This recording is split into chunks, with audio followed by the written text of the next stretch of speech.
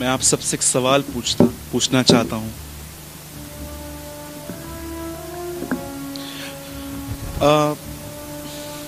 अगर आपके घर पे एक दिन के लिए इंडिया के प्राइम मिनिस्टर आए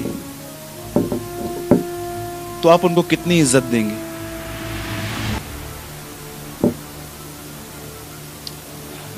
जरा सोचिए। अगर एक दिन इंडिया के प्राइम मिनिस्टर आपके घर आए तो आप उनको क्या नहीं खिलाओगे? मेरे ख्याल से हम अपने परिवार से ज्यादा उनकी रिस्पेक्ट देंगे। अब मैं आपसे एक और सवाल पूछता हूं। आप में से कितने लोग ये बात जानते हैं कि मनुष्यों से ज्यादा परमेश्वर आदर के योग्य है? Whenever I stand for the preaching, I respect the presence of the Lord more than the presence of the people. मैं जब भी प्रचार करता हूं, मैं लोगों के यहाँ आने से ज्यादा प्रभु की उपस्थिति को देखने की कोशिश करता हूं, क्योंकि अगर मैं प्रभु की तरफ देखता हूं ना, तो मेरे पास दो चीजें बिल्कुल भी नहीं आती हैं। पता है कौन सी? पहली बात, ना मैं लोगों को इंप्रेस करने की कोशिश करता हूं। दूसरी बात, ना मैं लोगों से डरता हूं। I stand before the presence of the Lord. मैं आपको सच कहता हूं, आज इंसान के अंदर एक लस्ट भरी हुई है कि मैं कैसे न कैसे अपने साथ रहने वाले को इंप्रेस करूं, मैं उनको दिखाऊं मैं विशेष हूं। कितनी बड़ी बात है, यीशु मसीह के साथ एक चेला घूमता था जिसका नाम था पतरस। उसे हमेशा ये लस्ट होती थी कि मैं उन 11 को दिखाऊं कि मैं तुमसे अच्छा हूं, मैं तुमसे बेहतर हूं। इसीलिए आप देखोगे कि चुपचाप सब बोट में खड़े थे, लेकिन इसने कहा, प्रभु मैं पानी पे चलूं? आपको क्या लगता है, उसको यीशु के साथ चलने का जुनून था कि 11 चेलों को दिखाने का जुनून था? जरा पूछिए, क्या आप जब भी आप जो जीवन आप जी रहे हैं उसमें आप प्रभु को कितनी इज्जत देते हैं? आपको पता है, इस बाइबल के अंदर आखिरी किताब मलाकी है जो इस शब्द पे पूरा होता है। 3रा अध्याय या 2रा अध्याय अगर आप पढ़ेंगे, वहां लिखा है, पुत्र पिता का आदर करता है, तो अगर मैं पिता हूं तो मेरा आदर कहां है? यहां मलाकी पूरा होता है। कितनी बड़ी बात है। पुराने नियम का आखिरी किताब ये पूछता है, where is the honour of God? परमेश्वर की इज्जत कहां है? आपको पता है प्रभु की इज्जत कैसे करते हैं? मैं आपको थोड़ा एक्सप्लेन करूं आज, कितने लोग सीखेंगे। आइए सारा ज्ञान निकाल दीजिए, यो वचन मुझे खबर आ। मैं चाहता हूं आज आप एक फ्रेश माइंड से सब सीखिए। आपको पता है प्रभु की उपस्थिति को आदर कैसे देते हैं? मैं एक यंग लड़का हूं। यहां पर जितने भी यंगस्टर्स बैठे हैं अंडर 30, आप सब जानते होंगे कि हमारे बदन के अंदर कुछ अभिलाषाएं हैं जो समय समय पर बाहर आने की कोशिश करती हैं, और वो हमें कभी कभी पकड़ती है और हमें पाप करने के लिए कहती हैं। मैं आपसे एक सवाल पूछता हूं, जब आप देखते हो कि आपके अंदर कोई अभिलाषा उठ रही है और आप प्रभु से कहते हो, प्रभु मुझ पर अनुग्रह कर, मैं इस अभिलाषा को पूरा न करूंगा, ये पाप है। इसे कहते हैं प्रभु की उपस्थिति को आदर देना। रिसेंटली मुझसे किसी ने सवाल पूछा, ब्रदर प्रभु को पहला स्थान देने का मतलब क्या है? जानते हो सब लोग क्या सोचते हैं? सवेरे उठो 5, 5:30, 6 बजे, आधा घंटा प्रेयर करो, आधा घंटा बाइबल पढ़ो, हो गया, प्रभु को मैंने पहला स्थान दे दिया। और सारा दिन प्रभु को पता नहीं कौन सा 1500 1600 नंबर मिलता है, बाकी पीछे सबको मिल जाता है, लास्ट में प्रभु की बारी आती है। इसे प्रभु का आदर नहीं कहते, इसे पहला स्थान नहीं कहते।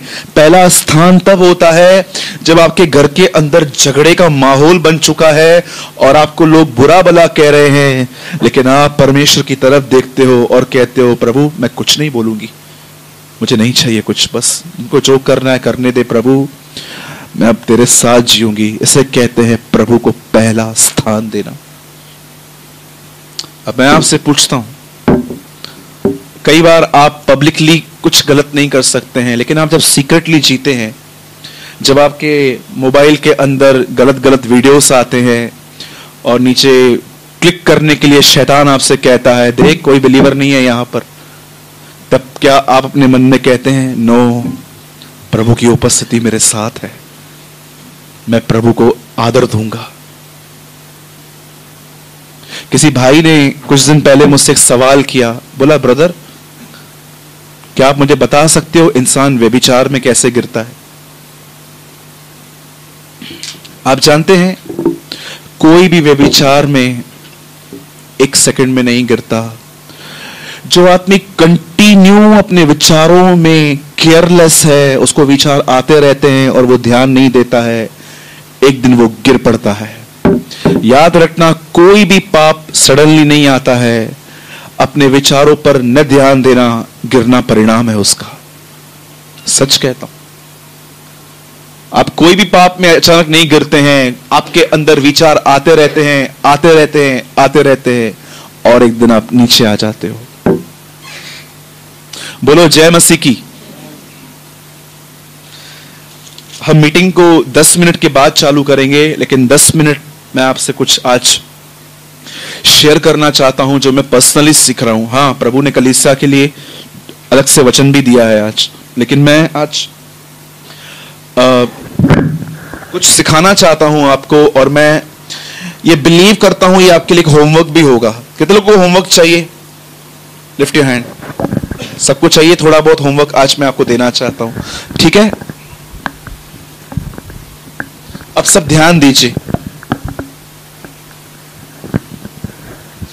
आप जानते हो बहुत सारे लोग जब बाइबल को ओपन करते हैं तब वो ये देखते हैं कि यीशु मसीह एक कुंवारी के द्वारा जन्मा, 12 साल की उम्र में वो मंदिर में 3 दिन के लिए खो गया, और उसके बाद वो सीधा 30 साल की उम्र में यर्दन नदी पे दिखाई दिया।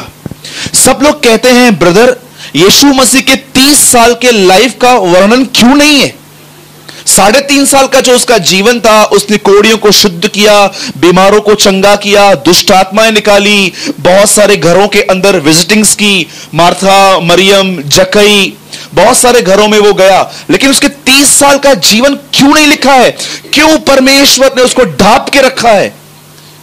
आज मैं आपको बताना चाहता हूं, यीशु इस बाइबल के अंदर 3.5 साल की जो उसकी सेवकाई थी, उससे ज्यादा वर्णन उसके 30 साल के जीवन का है।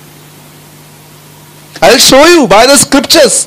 मैं आज आपको वचन के द्वारा समझाऊंगा कि यीशु मसीह ने जो 3.5 साल सेवकाई की, उससे ज्यादा वर्णन उसके 30 साल के जीवन का है।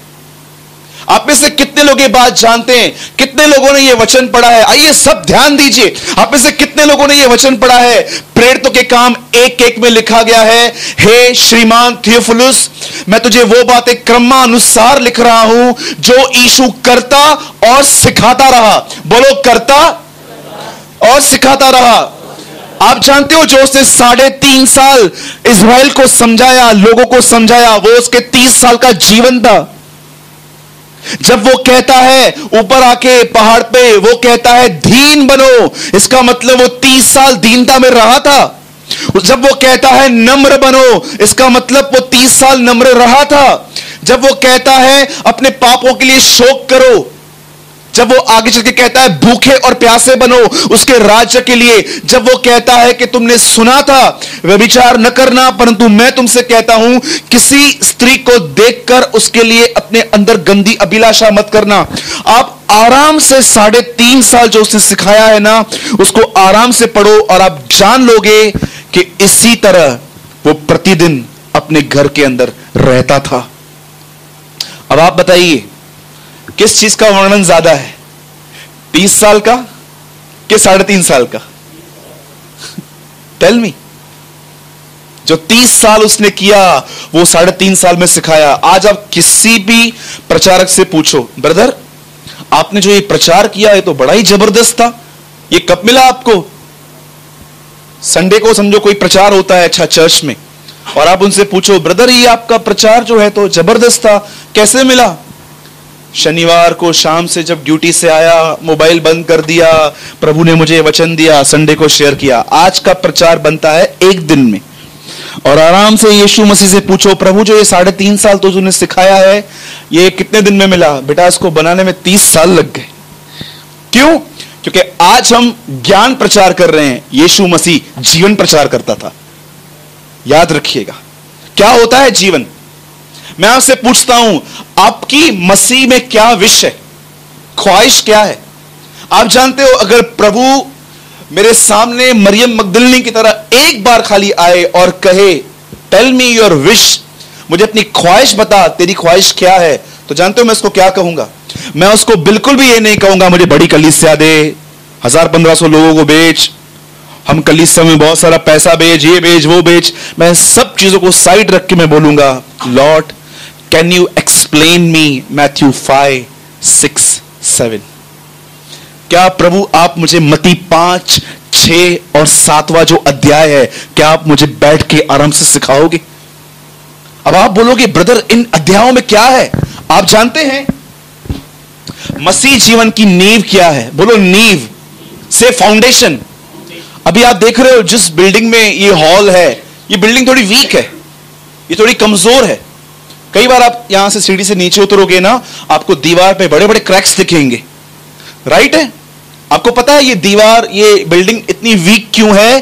क्योंकि इसकी फाउंडेशन वीक है, इसकी नींव कमजोर है। आपको पता हो कई बार आपका जीवन क्यों हिलता है?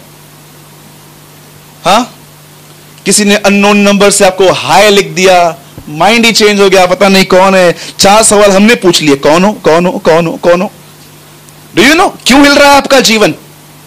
कई बार जब आपके ऊपर कोई गुस्सा करता है, आप उसको बोलते नहीं हो, लेकिन आपके अंदर गुस्सा पाल के बैठते हो। यार आपने देखा है बहुत सारे लोग इन दिनों में गुस्सा नहीं करते हैं, लेकिन गुस्से को पाल के बैठते हैं अपने अंदर ही अंदर, इसलिए वो बीमार भी पड़ जाते हैं। आपको पता है क्यों इंसान का जीवन शेकी है, हिल क्यों रहा है? 5, 6, 7 यीशु मसीह प्रचार करने के बाद कहता है इस रास्ते से आओ। बोलो इस रास्ते से। क्या कहा उसने? सकरा है वो मार्ग जिसमें बहुत सारे लोग प्रवेश करने की कोशिश करेंगे, लेकिन वो नहीं आ पाएंगे। लेकिन चौड़ा है वो मार्ग जो विनाश की ओर पहुंचाता है। अब मैंने एक आदमी से पूछा था, भाई थोड़ा मुझे बताओ तो ये सकरा और बड़ा दरवाजा क्या है? आपके हिसाब से क्या है? कोई बताइए। सब लोग कहते हैं सिगरेट, दारू, ड्रिंक करना, ये सकरा दरवाजा है, ये आ गया। मैं आपको बताना चाहता हूं, व्यभिचार न करो, ये सकरा दरवाजा है। व्यभिचार मन में भी नहीं करना है, ये छोटा रास्ता है। बोलो जय मसीह की। बड़ा रास्ता कौन सा है, छोटा रास्ता कौन सा है, मुझे बताइए। चौड़ा फाटक है व्यभिचार मत करो, छोटा दरवाजा है मन के अंदर भी व्यभिचार मत करो। बड़ा दरवाजा है हत्या मत करो, छोटा दरवाजा है गुस्सा भी मत करो। बड़ा दरवाजा है हमेशा सच, जब भी बाइबल पे हाथ रखते हो सच बोलो। छोटा दरवाजा है हर समय सच बोलो। अब आराम से पढ़ो, यीशु मसीह ने एक्सप्लेन किया है छोटा और बड़ा दरवाजा क्या है। और जानते हो लास्ट में उसने क्या कहा? झूठे भविष्यवक्ताओं से सावधान रहो। कौन है झूठे भविष्यवक्ता? जो इस छोटे दरवाजे को भी बड़ा कर देते हैं। आपको पता है जो लोग आपको वहां पर लीड करते हैं, उस दरवाजे में जाओ, यीशु उनके लिए कहता है they are the false prophets. और अपना 5, 6, 7 प्रचार करने के बाद वो अपने आखिरी वचन को कह के वो सीधा पहाड़ से नीचे उतरा। जानते हो वो आखिरी शब्द क्या था? बुद्धिमान है वो मनुष्य जिसने इन बातों पर जो तुमने मुझसे पहाड़ पे सुनी है अपनी नींव डालता है। आंधी आएगी, तूफान आएगा, परंतु वो नहीं गिरेगा। जब वो कहता है जाओ लोगों को सिखाओ, जाओ उन्हें चेला बनाओ। क्या सिखाएं? जो तुमने मुझसे पहाड़ पे सुना था, जाओ उनको सिखाओ। आज की मसीहत बहुत बदल चुकी है। आज हम लोग प्रचार करते हैं चमत्कार चमत्कार चमत्कार चमत्कार। आज के सुसमाचार के अंदर ये बातें आ चुकी हैं, प्रभु के पास आओ काम हो जाएगा। यीशु मसीह के नाम का जिक्र भी नहीं है। लेकिन जानते हो बाइबल में क्या कहती है? तुम जाओ सुसमाचार बताओ, और जब चमत्कार होगा कोई बिलीव करेगा, उसके बाद क्या करना है बताइए? आप कहां पर गए, आपने सुसमाचार बताया, उनके जीवन में चमत्कार हुआ, उसके बाद क्या करना है? अभी भी उनको चमत्कार ही सिखाने? उसके बाद बाइबल कहती है अब उनको चेला बनाओ, अब उनको समझाओ कि सिखाओ कि उसके रास्ते क्या हैं। आप जानते हो परमेश्वर के रास्ते किस तरह होते हैं? कितने लोग ये बात जानते हैं इजरायलियों ने क्या सीखा और मूसा ने क्या सीखा? इजरायली हमेशा देखते थे लाल समुंदर दो भाग हुआ, ऊपर से मन्ना गिरा, सांप ने डस लिया और हमने एक लकड़ी देखी, हम चंगे हो गए। लेकिन मूसा इनसे एक हायर लाइफ जी रहा था। वो परमेश्वर के रास्तों को पहचानता था कि परमेश्वर ने अगर ये किया तो क्यों किया, और अगर ये नहीं किया तो क्यों नहीं किया। He know the ways of God. मैं आपसे पूछता हूं, आप में से कितने लोगों को इस बात की भूख है कि ब्रदर मैं चमत्कारों को नहीं, मैं परमेश्वर के रास्तों को पहचानना चाहता हूं कि परमेश्वर का चाल चलन कैसा है। 10 लाख 11 लाख लोगों के बीच में यह प्रचार हुआ, सिर्फ 11 लोग तैयार हुए उन रास्तों को समझने के लिए। डोंट वरी, परमेश्वर सबसे एक्सपेक्ट नहीं करता है, पर मैं आपसे पूछना चाहता हूं, आप में से कितने लोग अब इस बात को रियलाइज करते हैं कि ब्रदर मैं आपको सच्ची बताऊं, मैंने मसीह में आके भी बहुत टाइम पास किया है, अब मुझे गंभीर होने की जरूरत है, अब मैं परमेश्वर के रास्तों को जानना चाहता हूं, और जब प्रभु यीशु मसीह आएगा वो मुझे पहचाने, मैं उसका चेला बनना चाहता हूं। Tell me. बोलो जय मसीह की। मैं रिक्वेस्ट करता हूं, अगर आपको समय मिले, मत्ती 5, 6, 7 आराम से पढ़ो, उसका जीवन देखो और पवित्र आत्मा से कहो, पवित्र आत्मा क्या मुझे ये जीवन मिल सकता है? प्लीज मुझे दीजिए, आप बताइए मुझे क्या करना है, मैं करूंगा। और पवित्र आत्मा आपसे एक ही बात कहेगा, come spend the time in the presence of the Lord. आप प्रभु के साथ बैठ, हम तेरे अंदर काम करेंगे। कितनी दुख की बात है, इस बाइबल को पढ़ते पढ़ते कुछ लोग आत्मिक भी बन जाते हैं और इस बाइबल को पढ़ते पढ़ते कुछ लोग धार्मिक भी बन जाते हैं। जानते हो धार्मिक और आत्मिक में क्या फर्क है? हाँ बताइए, बताइए, आत्मिक और धार्मिक में क्या फर्क है? एक ऐसे होते हैं जो सिर्फ नियमों से जीते हैं, बोलो नियम। एक होते हैं जो आत्मा में जीते हैं। जानते हैं नियम क्या था? पुराने नियम का सबसे बड़ा पुराने नियम का नियम था, सबत का दिन मनाओ, हफ्ते में एक दिन चुप रहो घर पे, प्रभु के लिए सोचो, सबत का दिन मनाओ। और उसी दिन जब यीशु मसीह लोगों को ठीक करता था, ये लोग फरीसी लोग बीच में आके खड़े होते थे और कहते थे ये क्या है, सबत के दिन लोगों को क्यों चंगा करता है? वो ये नहीं देखते थे कि यीशु किसको ठीक कर रहा है, वो सिर्फ ये देखते थे कि नियमों को क्यों तोड़ रहा है। Do you know? बोलो नियमों में नहीं जीना है, बोलो धार्मिकता में नहीं जीना है, बोलो पुरानी धार्मिकता में नहीं जीना है। कई लोग कहते हैं ब्रदर वो लड़की जो है ना वो जीन्स पहन के चर्च में आती है, उसको बोलो जीन्स नहीं पहन के आए, मेरी नजर बिगड़ रही है। अरे क्या ये क्या है? लस्ट तुम्हारे अंदर है और तुम किसी और पे फिंगर उठाते हो।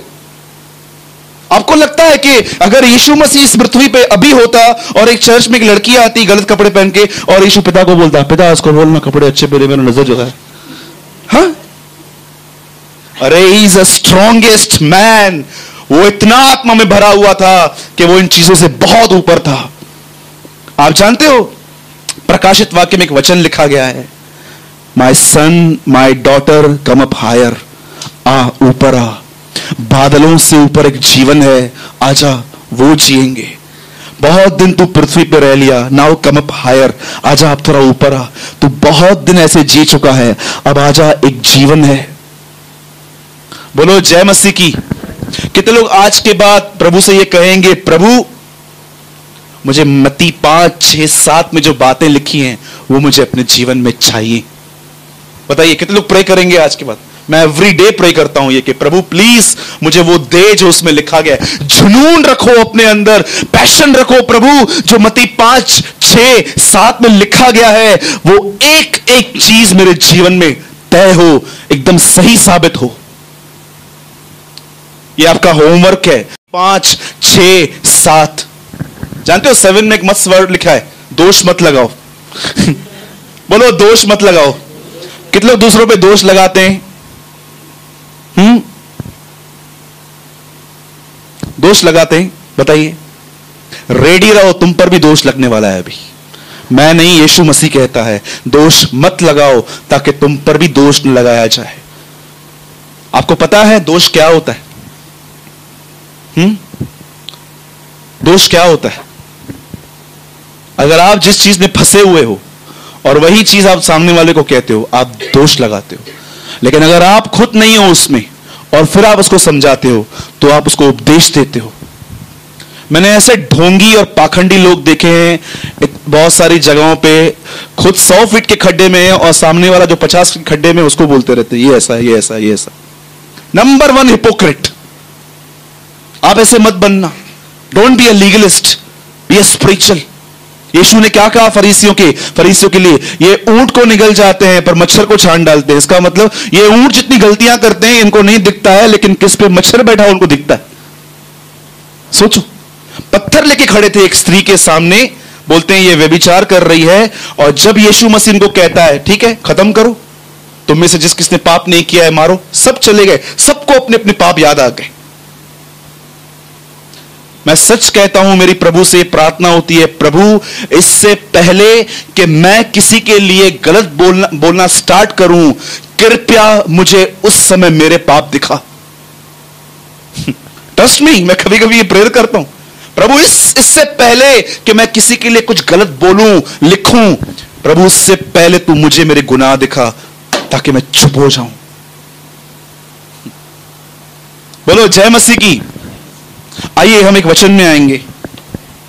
जिनके पास भी बाइबल है हम सब खोलेंगे यूहन्ना का 20वां अध्याय। आज विशेष वचन उन लोगों के लिए है, स्पेशली फॉर दोज पीपल। आज वचन उन लोगों के लिए है विशेष जो इन दिनों में महसूस कर रहे हैं कि मेरी परमेश्वर के प्रति भूख और प्यास बहुत कम हो चुकी है। ठीक है, it's a very special topic, क्योंकि बहुत बार ऐसा होता है कि हम प्रभु के अंदर बहुत खाली हो जाते हैं कई बार। ठीक है, आइए मेरे साथ कोई पढ़िए यूहन्ना का 20वां अध्याय, उसका 13th वर्ड।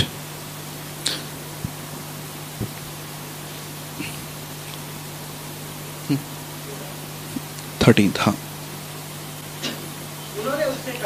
उन्होंने उससे कहा हे नारी। हाँ, इसका गोल्ड कोई लेके नहीं भागा है, इसका कोई गोल्ड लेके नहीं भागा है, ना ही इसको कोई कुछ इसको बीमारी है। जानिए ये स्त्री क्यों रो रही है।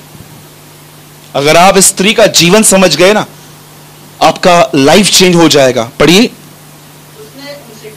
उसने उनसे कहा वे मेरे प्रभु को उठा ले गए और मैं नहीं जानती कि उसे कहां रखा। बस आइए सब यहां ध्यान दीजिए। आप जानते हैं बाइबल कहती है एक दिन प्रभु यीशु पहाड़ पे खड़े हुए और उन्होंने कहा धन्य है वे लोग जो भूखे और प्यासे हैं, क्योंकि वे तृप्त किए जाएंगे। बोलो भूखे और प्यासे। आप जानते हैं जब मां के पेट से बच्चा बाहर आता है तो उसका पहला एक्ट क्या होता है? पहला काम, हां बोलो, वो रोता है। आप जानते हैं एक जगह पे लिखा गया है पतरस के अंदर, नए जन्मे हुए बच्चों के नाई आत्मिक दूध की लालसा करो।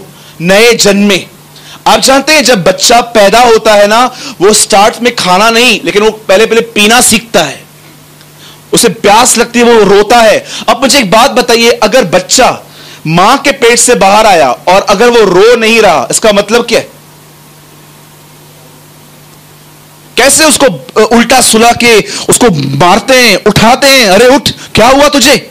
आप जानते हो पतरस क्या कहता है? अगर आपको और मुझे प्रभु के वचन की इस तरह भूख और प्यास नहीं लगती तो हम क्या हैं? डेड।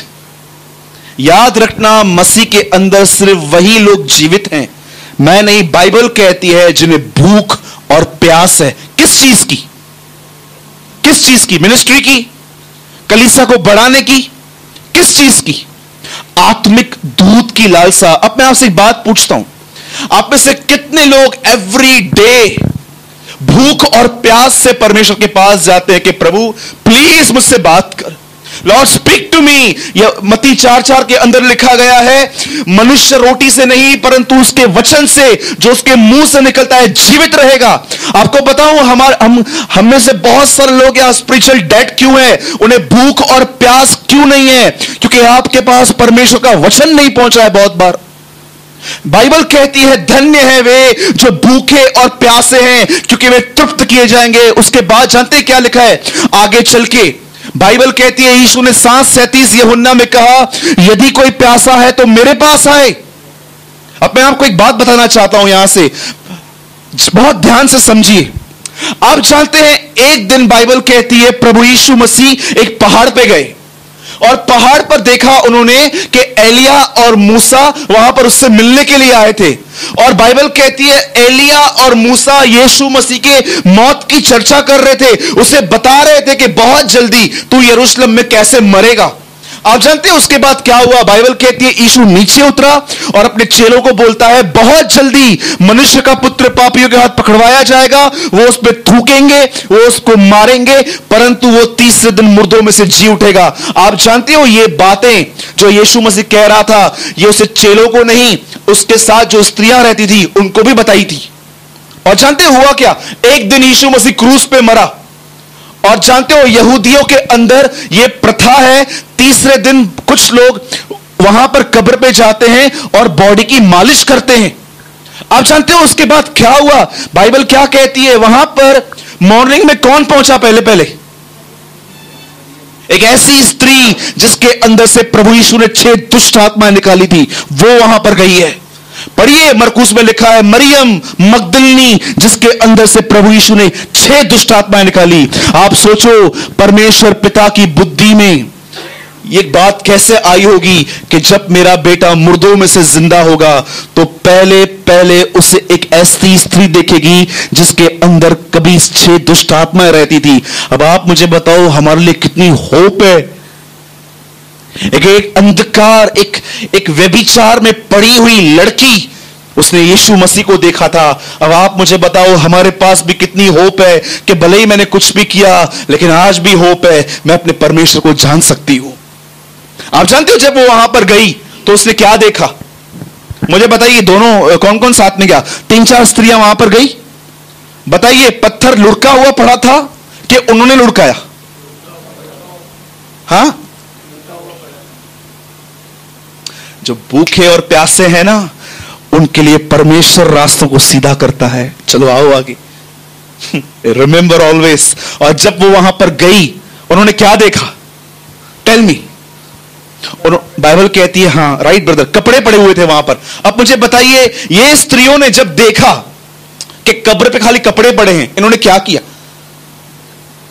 बताइए, थोड़ा मैं भी जानना चाहता हूं आप इन दोनों में कहां पर हैं बाइबल के अंदर। बताइए इन स्त्रियों ने क्या किया जब इन्होंने देखा कि कपड़े पड़े हुए हैं?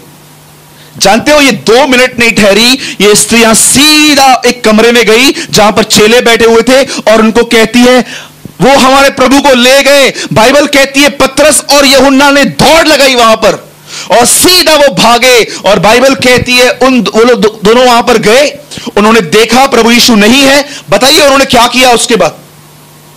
हाँ, वो ठहरे रहे वहां पर। बाइबल कहती है वो चले गए। बताइए वहां कौन ठहरा रहा? सिर्फ मरियम मगदलिनी। प्रभु के अंदर 2 लोग होते हैं, एक होते हैं कैजुअली जीते हैं, 15 मिनट का बाइबल, 10 मिनट का प्रेयर, वही रटी हुई अन्य भाषा बोलते रहते हैं, वही धार्मिक, बस बुधवार को, फ्राइडे को, संडे को चर्च जाना है, बस यही मेरा जीवन है। लेकिन एक ऐसे होते हैं जो कीमत चुकाते हैं परमेश्वर को जानने के लिए। आपको पता है पौलुस ने कीमत चुकाई थी उसे जानने के लिए। कीमत क्या है? टाइम, समय दिया था। A.W. टोजर ने कहा जो परमेश्वर को जानते हैं उनके पास हमेशा परमेश्वर के लिए समय रहता है। आप जानते हो वो वहां पर बैठी रही, खड़ी रही और क्या कर रही थी? रो रही थी। और जानते हो स्वर्गदूत क्या बोलते? क्या हुआ? बोलती है वो मेरे प्रभु को उठा के ले गए, मुझे दो, मैं इसको ले जाऊंगी। एक स्त्री कहती है जेम्स का बॉडी दो, मैं लेके जाऊंगी उसको। और उसके बाद बाइबल कहती है जब वो वहां पर खड़ी रही, बोलो खड़ी रही। कितने लोग खड़े रहना जानते हैं? हाँ, हाउ मेनी पीपल नो खड़े रहने का मतलब क्या होता है? जानते हो वहां पर खड़ी रही और कुछ समय के बाद उसे एक आवाज आई, मरियम, और वो पीछे देखती है और कहती है, हे रिबूनी, अर्थात हे गुरु। बोलता है, मुझे मत छू, डोंट टच मी। क्यों? मरियम दौड़ के उसको हक करने जा रही थी, लेकिन उसने कहा, नहीं, वेट, अभी तक ब्लड ऊपर नहीं पहुंचा है, हेवन को शुद्ध करके नीचे आ जाऊंगा, फिर टच करना। It's a revelation. ये बात में है कि जब वो 3 दिन के बाद बाइबल कहती है, वो थोमा से मिला, कहता है, टच मी, आजा डाल। मुझे एक बात बताइए, चेलों ने क्या मिस किया? बाइबल कहां नहीं कहती है कि सिर्फ परमेश्वर ने यह ठाना था कि मरियम ही उसे देखेगी। बताइए उन्होंने क्या मिस किया? मैं आपको बताना चाहता हूं, मसीह जीवन एक जबरदस्त जीवन है, पर आज भी बहुत सारे मसीह लोग सूखे हुए एक सड़ा हुआ जीवन जानते हैं क्यों जी रहे हैं? क्योंकि वो कैजुअली लाइफ जी रहे हैं। 10 मिनट प्रेयर, 10 मिनट बाइबल, 3 दिन कलीसिया जाना है, पैसा डालना है, पास्टर से हाथ मिला के घर पे आना है। लेकिन एक ऐसे लोग होते हैं जो अपना समय निकालते हैं, मरियम की तरह खड़े रहते हैं और उसे कहते हैं, मुझे भर अपने आप से। 66 की एज में ब्रदर स्मिथ विगिल्सवर्थ संसार की हर कलीसिया के लिए यह प्रार्थना करता रहा, Lord fill your church with yourself. अपनी कलीसिया को अपने आप से भर। लंदन की कलीसियाएं बदल गई थी उसकी प्रार्थना की वजह से। मैं आपसे पूछता हूं, आप में से कितने लोग एवरी डे परमेश्वर के सामने अपना समय चुकाते हैं? आपको पिक्चर पे जाने का टाइम है, आईपीएल देखने का टाइम है, दोस्तों के साथ घूमने का टाइम है, लेकिन जब आप बाइबल पढ़ना चालू करते हो, आपका मुंह बड़ा होना चालू करता है, आपको नींद आना चालू करती है और आप 10 मिनट में सो जाते हो। यह परमेश्वर का समय है? बाइबल कहती है, भेंट का पहला पेड़ा यहोवा का है। बताइए आप में से कितने लोग पूरी तरह से जागृत होकर परमेश्वर के साथ समय बिताते हैं कि प्रभु मेरे अंदर से संसार को निकाल, मेरे अंदर से मिनिस्ट्री करने के जुनून को भी निकाल, मेरे अंदर से वो जो गंदा मेरा नेचर है, तेरे प्रति ठंडापन, उसे निकाल प्रभु, मुझे भर अपनी आत्मा से। मैं प्रभु ठंडा जीवन नहीं जीऊंगा, बहुत जी लिया। मैंने इस बहन से सीखा है अपनी बाइबल में से कि कैसे वो खड़ी रही थी, किस चीज की भूख और प्यास रखनी है। बताइए बताइए किस चीज की भूख और प्यास रखनी है? आप जानते हैं, एक आखिरी बात बता के I will finish my message. Listen, आज से 2017 साल पहले आपको पता है उसके 11 चेलों ने किस चीज की भूख और प्यास रखी थी? सिर्फ एक चीज की, कि वे परमेश्वर के साथ चलना सीखे। आपको एक रहस्य बताऊं, डरेंगे तो नहीं? आपको पता है वो कौन सा व्यक्ति है जो सबसे ज्यादा परमेश्वर के साथ चला था? 300 ईयर्स हनोक, 300 साल वो प्रभु के साथ चला। आपको बताऊं कैसे प्रभु के साथ चला जाता है? इंग्लिश में से कहते हैं इनर वॉक विद गॉड। बताऊं कैसे? थोड़ा एक्सप्लेन करूं, how to inner walk with God. सुनिए, एक दिन ऐसा हुआ, मैं लोकल ट्रेन में यात्रा कर रहा था। मैंने ट्रेन पकड़ी दादर से और मैं उल्लासनगर आ रहा था। मैंने देखा ट्रेन में इतनी रश थी, 2 सीट्स के बीच में मैं घुसने की कोशिश कर रहा था, मैं वहां तक नहीं घुस पा रहा था।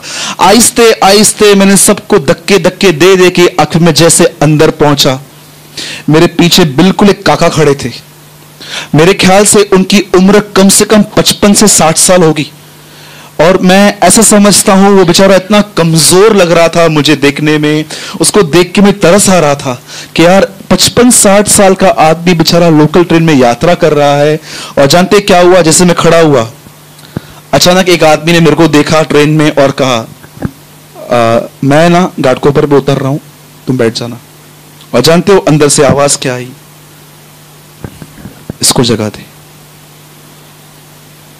अब आप मुझे बताइए, एक है हमारे अंदर स्वभाव, हम बोलेंगे कल्याण तक जाना है, 1.25 घंटा और लगने वाला है, कौन खड़ा रहेगा? लेकिन जब वो उठे और मैं यहां आ गया और मैं बोला काका हाथ दो, क्योंकि मुझे पता है बहुत सारे स्वार्थी लोग थे वहां पर और बैठ जाते। मैंने हाथ लिया उनका और मैंने कहा आप बैठिए। जब वो काका डोंबिवली पे उतरा, जानते हो, गॉड इज माई विटनेस, ही किस माई चीक। उन्होंने वो किस किया और बोला भगवान तेरा भला करे, क्योंकि वो प्रभु में नहीं थे। उन्होंने ऐसा कहा। मैं आपको बताऊं, जब मैं स्टेशन से नीचे उतरा, मुझे पवित्र आत्मा ने कहा it is called the inner walk with God. इसे कहते हैं परमेश्वर को सुनना और उसकी करना। अब आप मुझे बताइए, आप होते तो क्या करते? बहुत बार आपके सामने जवान लड़कियां आती हैं और पवित्र आत्मा, कितने लोगों ने यह वचन पढ़ा है, एक स्त्री को गंदी नजर से देखने का इससे अच्छा है अपनी आंख निकाल के फेंक। आंख निकालने का मतलब यह नहीं है कि आप निकाल दो, प्रभु को पता है एक निकल गई तो यहां से भी दिखेगा। यू नो वेरी वेल, प्रभु ये नहीं कह रहा, उसको पता है अगर ये राइट आंख निकाल दी तो लेफ्ट से भी तो लस्ट करेगा ना। जानते हो प्रभु के कहने का मतलब क्या था? जिस समय तुम देख रहे हो कि तुम्हारे सामने कुछ गंदा आ रहा है, बी अ ब्लाइंड पर्सन, अंधे हो जाओ उस समय। Be a blind. बोलो जय मसीह की। सीखो, इस चीज की भूख और प्यास रखो। मरियम उसको देखने की भूख और प्यास में थी, आप प्रभु के साथ चलने की भूख और प्यास रखो। बाइबल कहती है वे तृप्त किए जाएंगे। जानते हो तृप्त होने का मतलब क्या है? और याद रखना, जब आप प्रभु के साथ चलना चालू करोगे ना, एक नहीं 1000 दुश्मन बन जाएंगे तुम्हारे। कितने लोगों ने यह वचन पढ़ा है 5:11 में, धन्य हो तुम जब धार्मिकता के कारण सताए जाते हो। पहले आप सताए जाओगे धार्मिकता के कारण। धार्मिकता का मतलब होता है सही चलने की वजह से। उसके बाद लिखा गया है धन्य हो जब तुम मेरे नाम के कारण सताए जाते हो, फिर तुम सताए जाओगे मेरी वजह से। डू यू नो, इस मती के 9 बी एटीट्यूड्स में, इन नौ बातों में, दीनता, नम्रता, शोक करना, शांति का, ये सब बातों में सिर्फ एक ही चीज है जो उसे 2 बार दोहराई थी, वो थी तुम सताए जाओगे। तुमको तुम्हारा परिवार नहीं समझेगा, इसीलिए वो कहता है मैं तलवार चलाने आया हूं। तलवार का मतलब समझते? जब मां के पेट से बच्चा बाहर निकलता है, एक नली होती है, उसको काटना पड़ता है। वो कहता है जो भी तुम्हारी अटैचमेंट्स है ना दुनिया के साथ, मैं उस पर तलवार चलाने आया हूं। यही तलवार आज से बहुत साल पहले इब्राहिम के ऊपर चली थी और वो जातियों का पिता ठहरा। यहां पर पता नहीं 100 लोगों से अटैचमेंट है हमारी। प्रभु की याद कहां से आएगी? इतना मन पैसों में, मुखा पुछो छोड़ता हूं, मुसा गाला छोड़ता हूं, मुख्य मैसेज छोड़ना है वो चर्च जो। यू हिपोक्रेट, अब तक तुम्हें यह चाहिए? अभी तक तुम्हें यह चाहिए? एक आदमी तुम्हारे लिए क्रूस पे मरा है और अभी तक तुम्हें इज्जत चाहिए?